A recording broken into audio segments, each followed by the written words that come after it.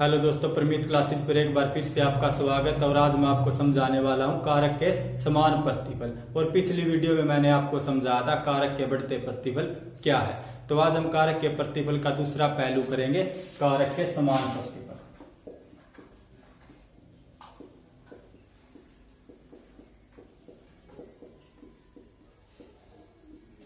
कारक के समान प्रतिफल वह स्थिति है जिसमें शितर कारकों के साथ परिवर्तनशील कारक की अतिरिक्त इकाई का प्रयोग करने से एमपी सीमांत उत्पाद में वृद्धि नहीं होती है। सीमांत उत्पाद क्या है? शितर रहता है और कुल उत्पाद में समान दर से वृद्धि होती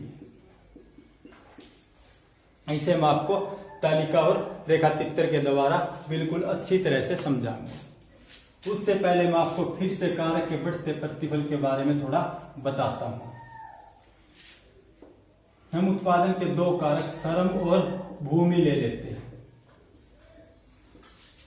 श्रम को हम परिवर्तनशील कारक मान लेते हैं, 1, 2, 3, 4, 5। और भूमि को हम शितर कारक मान लेते हैं।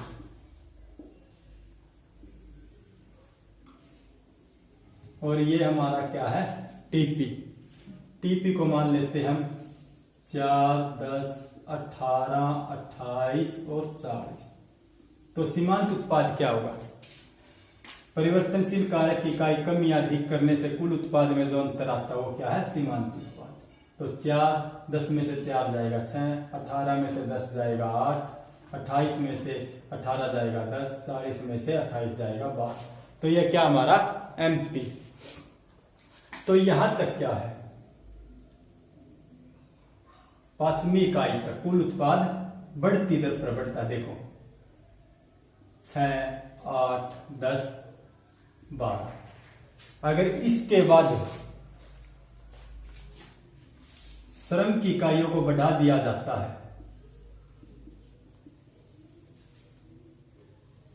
अगर इसके बाद श्रम की इकाइयों को बढ़ा दिया जाता है तो कारक के समान प्रतिफल की प्रक्रिया शुरू हो जाती है। भूमि क्या? 5 हेक्टेयर शितर।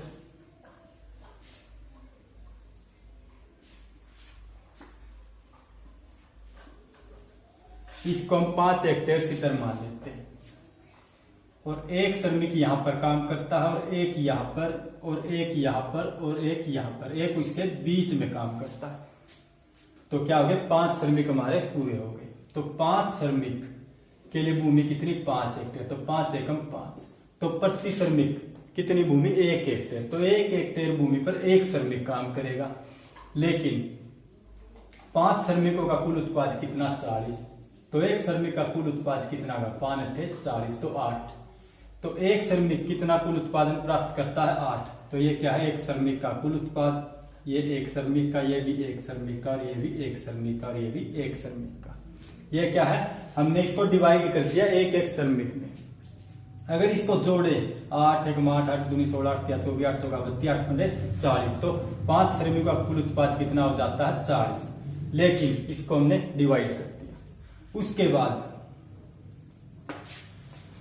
अगर ये छठा श्रमिक आ जाता है और यहां पर काम करता है छठा श्रमिक, तो एक श्रमिक का कुल उत्पाद कितना? 4। तो छठा श्रमिक आ जाता है तो यह कितना उत्पादन करेगा? 4।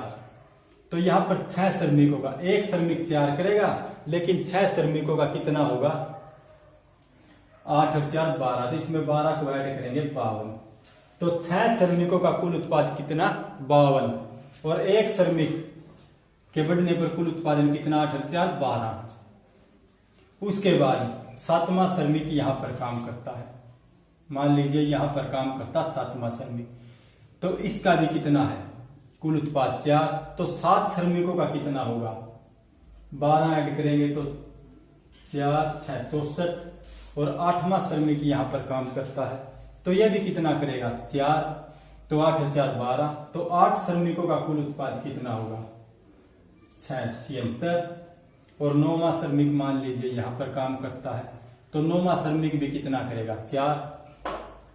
तो 9 श्रमिकों का कितना होगा? 9 श्रमिकों का कुल उत्पाद 8, 88। और 10वां श्रमिक यहां पर काम करता है तो 10वां श्रमिक भी कितना करेगा 4। तो 10 श्रमिकों का कुल उत्पाद कितना होगा 100। तो 10 श्रमिकों का कुल उत्पाद कितना है 100। अगर हम 10 श्रमिकों का 10 श्रमिक का कुल उत्पाद कितना 100 और प्रति श्रमिक उत्पादन देखें तो कितना होगा 1 0 से 1 0। तो एक श्रमिक का कुल उत्पाद कितना 10। तो अभी यहां पर क्या है एक श्रमिक का कुल उत्पाद 10 है। उसके बाद ये क्या हमारे शीतर कारक, अगर इसके बाद ये शीतर कारक है, ये क्या है आगे भी शीतर रहेंगे, इनमें परिवर्तन नहीं होगा। लेकिन सीमांत उत्पाद की बात करते हैं। सीमांत उत्पाद 52 में से 40 जाएगा 12, 64 में से 52 जाएगा 12, 76 में से 64 जाएगा 12 और 88 में से 76 जाएगा 12 और 100 में से 88 जाएगा 12। अगर इसके बाद श्रमिकों को बढ़ा दिया जाता है तो कुल उत्पाद क्या है घटती दर पर बढ़ेगा। उसके बाद क्या है अधिकतम होगा, फिर क्या है घटने लगेगा। तो क्या होगा यहां पर तो क्या कारक के समान प्रतिफल, इसके बाद क्या होगा कारक के घटते प्रतिफल शुरू हो जाएंगे और वहां पर क्या होगा एमपी घटने लगेगा। लेकिन यहां पर क्या है एमपी शीतर है, क्या एमपी शीतर, यहां पर भी 12, यहां पर भी, यहां पर भी, यहां पर। तो परिवर्तनशील कारकों का एमपी क्या शीतर है, 12 पर अधिकतम रहता है, इसमें किसी प्रकार का परिवर्तन नहीं होता है। उसके बाद मैं इसको आपको रेखाचित्र द्वारा समझाता हूं। ये क्या हमारे कारक के समान प्रतिफल जो महाराज का टॉपिक है। OXY ये क्या टीपी, पहले तो श्रम की इकाई ले लेते 2 4 6 8 10। उसके बाद टीपी 20 40 60 80 100। ये हमारा टीपी वक्र है। छठी इकाई पर कुल उत्पाद कितना 52। ये क्या छठी इकाई, छठी इकाई पर कुल उत्पाद कितना है 52। और 7वीं इकाई पर कुल उत्पाद कितना है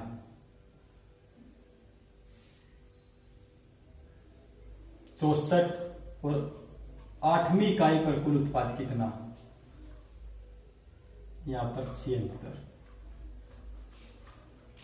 तो यहां पर क्या है कुल उत्पाद में समान दर से वृद्धि हो रही है। उसके बाद 9वीं इकाई को लेंगे, उसके बाद 10वीं इकाई को। तो कुल उत्पाद में क्या है समान दर से वृद्धि हो रही है। उसके बाद लेते हैं एमपी को, OXY। यहां पर हमें श्रम की इकाई लेनी और यहां पर हमारा टीपी, यहां पर हमारा एमपी और यहां पर OX अक्ष पर हमें श्रम की इकाई। एमपी क्या है 12 पर शीतर है, या 12 पर अधिकतम भी है और शीतर भी है। 2 4 6 8 10। परिवर्तनशील कारक की छठी इकाई पर भी एमपी कितना 12, 7वीं इकाई पर भी 12, 8वीं इकाई पर भी 12 और 9वीं इकाई पर भी 12 और 10वीं इकाई पर भी क्या है 12। ये क्या है एमपी शीतर रहता है, इसमें परिवर्तन नहीं होता है। उसके बाद मैं आपको इसे एक तरीके से और समझाता हूं। आपको इनमें इन दोनों में से जो अच्छा लगे आप उस तरीके से कर सकते हो।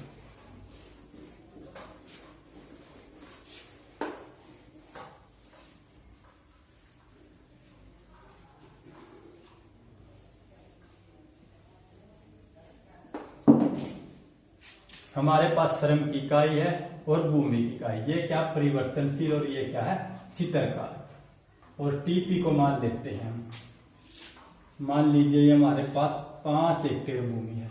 सेम वही एग्जांपल लेते हैं, ये हमारे पास 5 हेक्टेयर भूमि, पहला श्रमिक यहाँ पर काम करता है। तो एक श्रमिक का कुल उत्पाद मान लेते हैं हम 5। तो एक श्रमिक का कितना कुल उत्पाद 5। दूसरा श्रमिक यहाँ पर काम करता है तो इसका भी 5, तो इसका कुल उत्पाद कितना 5। तो 2 श्रमिकों का कुल उत्पाद कितना हुआ 10। तीसरा यहां पर काम करता है तो 3 श्रमिकों का कितना होगा 15।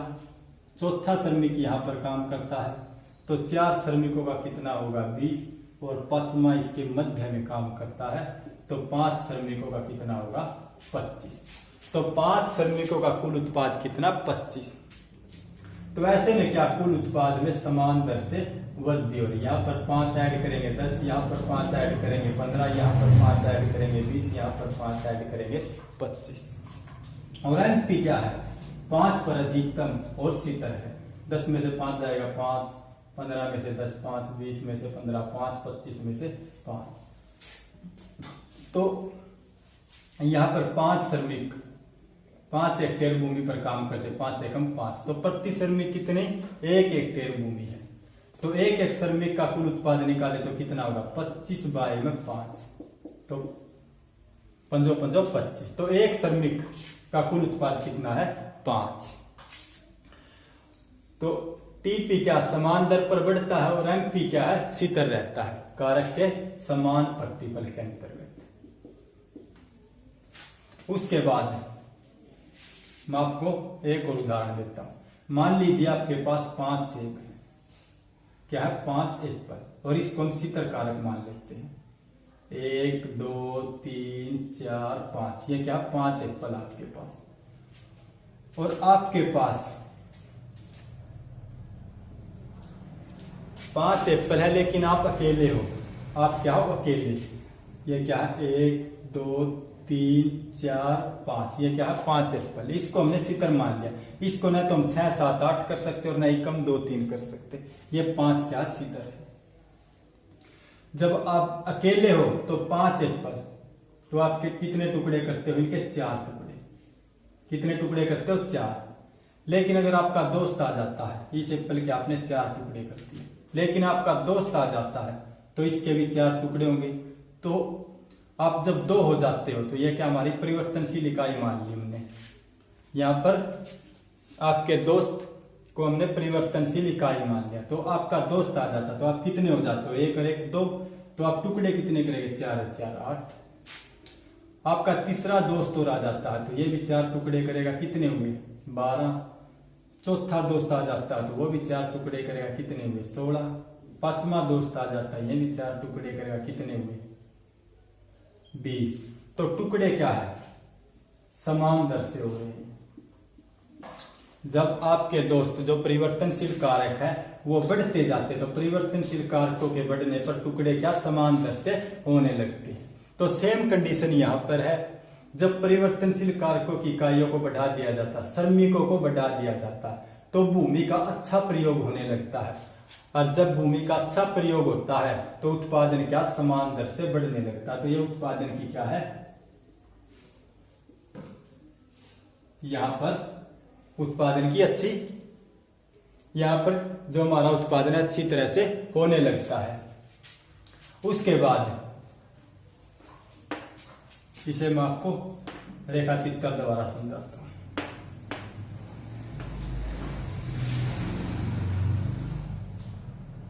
OXY टीपी को लेते सबसे पहले कितना 5 10 15 5 10 15 20 और 25।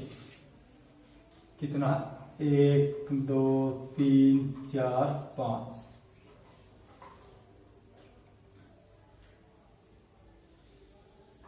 ये क्या है टीपी वक्र।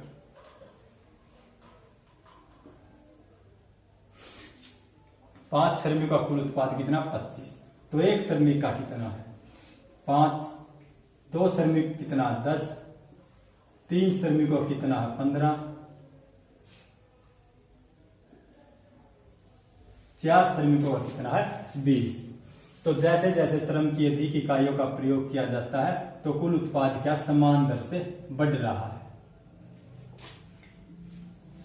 तो ऐसे में क्या होता है एमपी स्थिर रहता है OXY। यहां पर हमें श्रम की इकाई लेनी है हमारा टी, यहां पर हमें एमपी लेना है और यहां पर हमें श्रम की इकाई। एमपी क्या 5 पर स्थिर है। एमपी में किसी प्रकार का परिवर्तन नहीं होता। श्रम की इकाई का 1 2 3 4 5।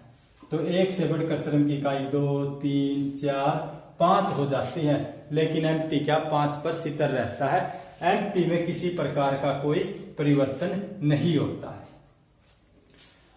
तो ये थे हमारे कारक के समान प्रतिफल, ये हमारी तालिका, ये चित्र। उसके बाद है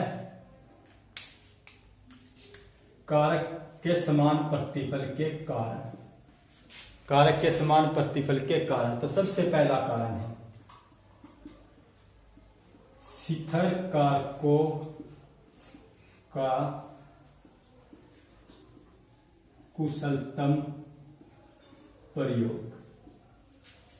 शिखर कारकों का कुशलतम प्रयोग।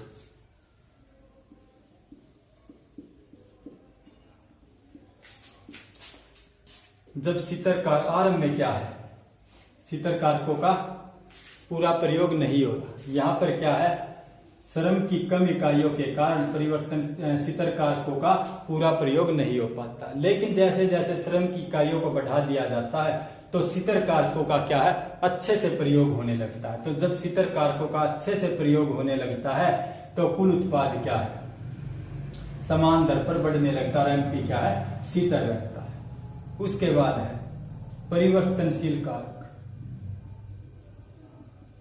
परिवर्तनशील कारकों का कुशलतम प्रयोग।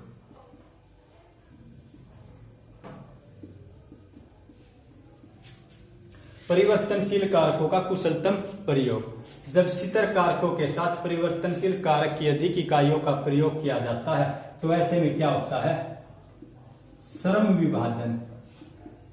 क्या है, श्रम विभाजन और विशिष्टीकरण। विशिष्टीकरण संभव हो जाता है। ऐसे में क्या होता है, श्रम विभाजन और विशिष्टीकरण संभव हो जाता है जब शिखर कारकों के साथ परिवर्तनशील कारक की अधिक इकाइयों का प्रयोग किया जाता है। तो श्रम विभाजन और विशिष्टीकरण क्या है, श्रम विभाजन के अंतर्गत श्रमिकों का बंटवारा कर दिया जाता है और विशिष्टीकरण के अंतर्गत भी ऐसा ही होता है। विशिष्टीकरण के अंतर्गत क्या होता है, एक श्रमिक को केवल एक ही कार्य करना होता है। एक श्रमिक को केवल एक ही कार्य करना होता है। वह जिस कार्य में निपुण होगा वह उसी कार्य को करेगा, या फिर एक ही कार्य को जब वह श्रमिक बार बार करेगा तो वह अपने कार्य में निपुण हो जाएगा और ऐसे में क्या है, वह अच्छा उत्पादन कर सकता है। तो ऐसे में क्या होगा, टीपी समान दर पर बढ़ता और एमपी क्या है, स्थिर रहता है। उसके बाद तीसरा कारण आदर्श कारक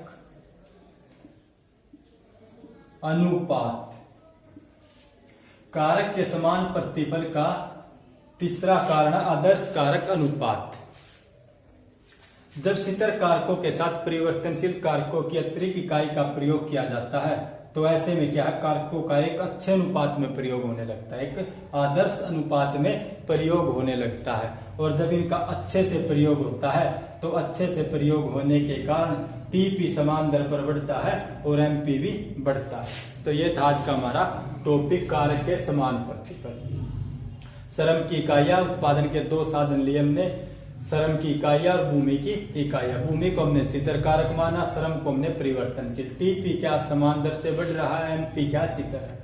उसके बाद ये हमारा डायग्राम था और ये थे कारक के समान प्रतिफल के कारण। शिखर कारकों का कुशलतम प्रयोग, परिवर्तनशील कारकों का कुशलतम प्रयोग, आदर्श कारक अनुपात। यहाँ पर क्या, शिखर कारकों का अच्छा प्रयोग होता है, परिवर्तनशील कारकों का भी अच्छा प्रयोग होता है। तो ऐसे में क्या है, टीपी समान दर पर बढ़ता और एमपी स्थिर रहता है। उसके बाद आदर्श कारक अनुपात।